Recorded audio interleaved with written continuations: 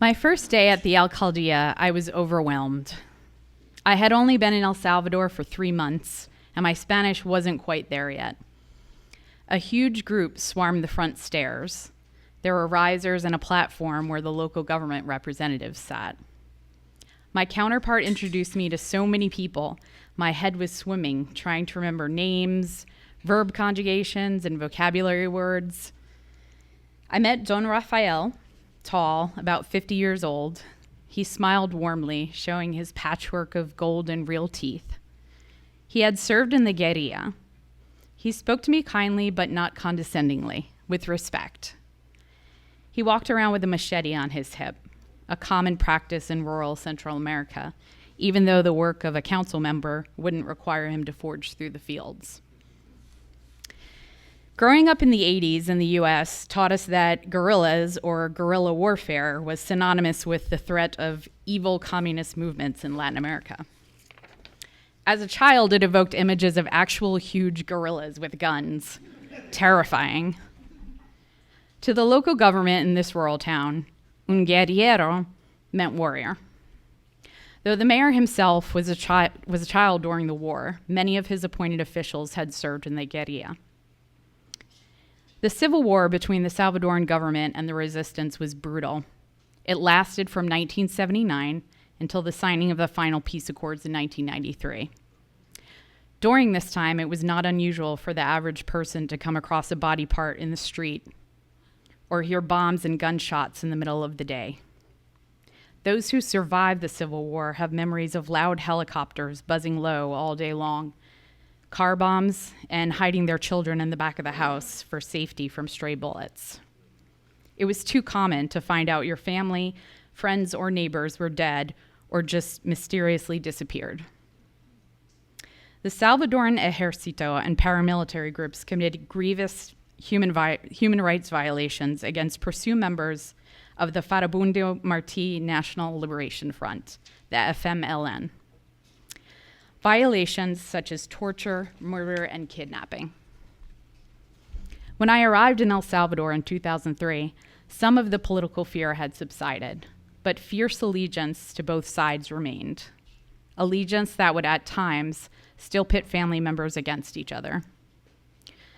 Salvador had become a democracy, and the FMLN was now an official political party. I was a municipal development volunteer in a small town southeast of the capital. I was the only gringo for 20 miles, or an hour-and-a-half chicken bus ride. Volunteers worked alongside local officials to strengthen communication between constituents and municipal governments. Although we weren't allowed to broadcast our opinion on Salvadoran politics, I sympathized with the cause of the resistance. When I found out I'd be living and working in San Pedro Mazahuat, I felt lucky that they had an FMLN mayor for the first time in history. My favorite community leader was Councilwoman Sarita Rodriguez. It was rare to see women in positions of power in El Salvador.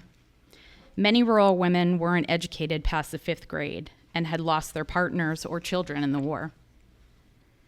Some didn't understand the democracy that had developed in the country. They didn't know they had a right to vote, let alone consider being in a position of power. At the mayor's office that first day, every council member wore a clean white polo shirt with a red collar, FMLN, and Alcaldía San Pedro Mazahuat inscribed in red.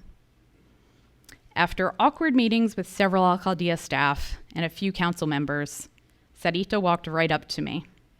Her words bounced up and down with excitement, but in a gratefully slow diplomatic pace, which helped me understand. Quiero empezar grupos de mujeres por todo el municipio, she said, gesturing wildly with her arms. I immediately accepted her request to work together. Sarita and I started by meeting once per week. She talked in detail about what she envisioned, what types of training, discussions, and activities she wanted for the groups.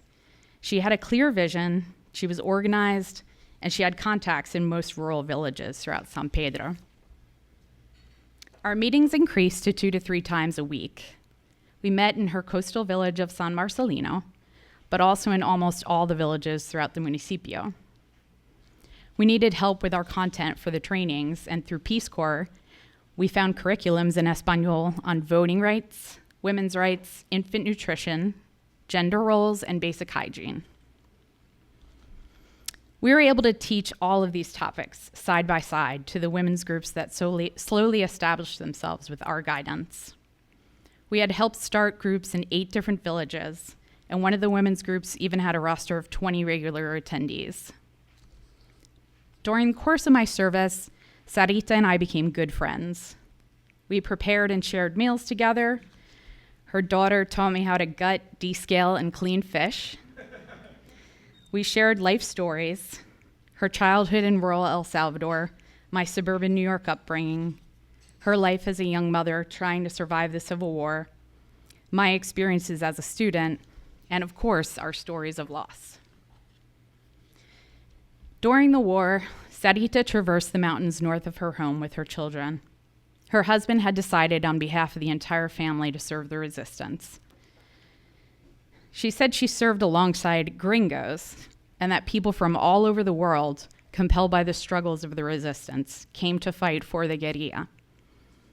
Gringo, though largely taken to mean someone from the US, could also mean a person from any European or UK country, or a white person from another Latin American country.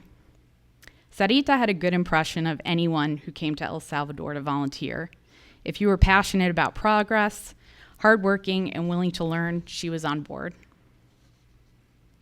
The air was cooler in the mountains of Morazan than in the humid heat of San Marcelino. Still, Sarita longed for her home. She missed her mother and the rest of her family. She missed her community. She had very little means of communication to find out how they were doing, if they were alive, forced to fight on either side of the conflict, or just gone, desaparecido. It had already been months away from them, trekking through the dense foliage of Morazan with her husband, who uprooted the family to fight for the guerrilla. It's not that Sarita didn't want lo mejor por el pueblo. She believed in the cause, of course. But hiding from the soldados in the ejército for months, possibly years, with several kids in tow, didn't seem to be helping La Causa or her family. I was surprised.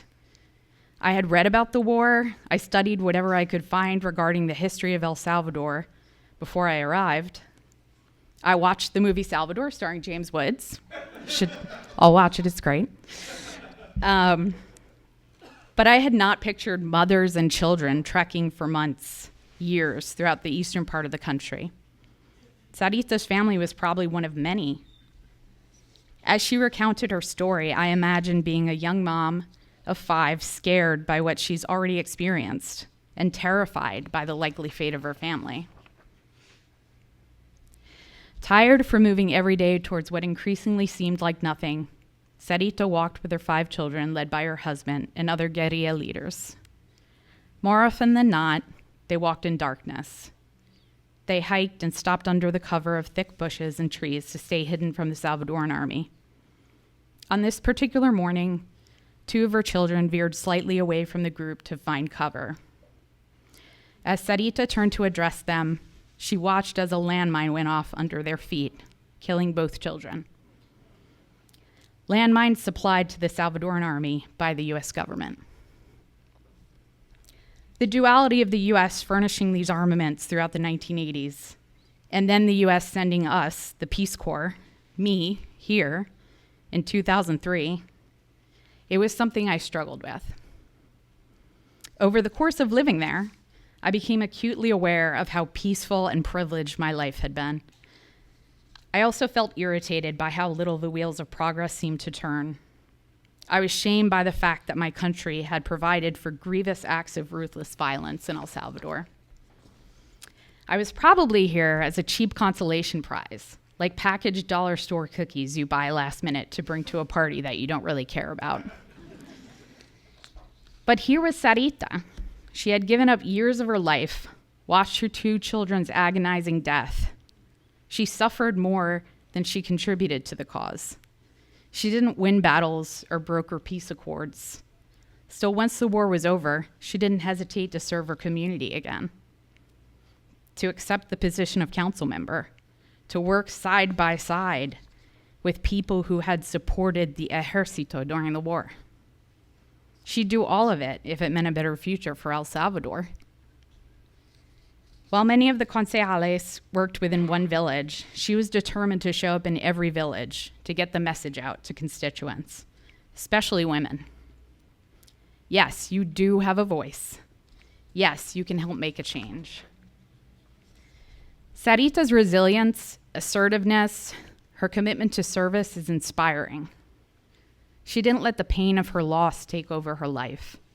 She didn't use her energy for vengeance or seething vindictiveness. Instead, her pain fueled her desire to make a difference in the lives of other Salvadoran women. We all have times in Peace Corps when we question whether or not we're making a difference, when we wonder if we're adding value. Sarita became an example for me. Not only did she help me define my why, Sarita demonstrated how to give yourself grace and still march forward with purpose and determination.